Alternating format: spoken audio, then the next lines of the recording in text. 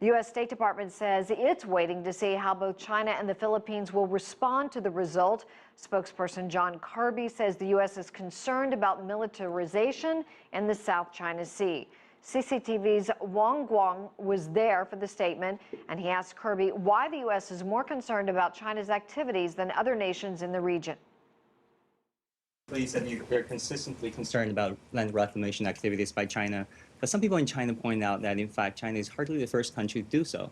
Vietnam, the Philippines did that in the past, but in those cases, the U.S. was not so eager to project their anger or protest. Look, I'm not going to, again, here? We're not taking individual positions on individual claims, but I think it's a far cry and a stretch to compare what China has done in just recent months, and certainly over the last year or so, with land reclamation and militarization, with any such potential like situations from other countries in the region. There's absolutely no way to compare the scope and the size and the character of it. From your statement this afternoon, it seems that Washington can imply, if not dictate, what countries in the region in South China Sea should or should not do based on a piece of treaty UNCLOS, which of course the U.S. did not ratify. This administration, along with others, tried to push for it, but you never get a two-thirds majority in the Senate. We continue to urge the Senate to ratify. This administration has been very, very clear about that.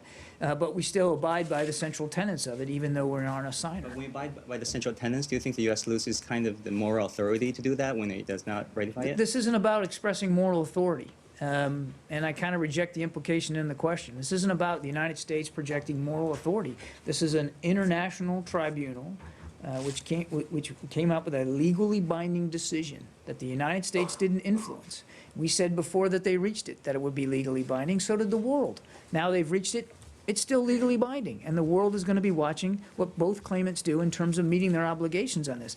As I said at the outset, the United States doesn't take a position on individual claims. We do take a position on coercion, and part of coercion is the potential militarization of land features that appear to have only one outcome in mind, and that is to press, potentially through force, these claims. When those claims ought to be settled through exactly this kind of a process.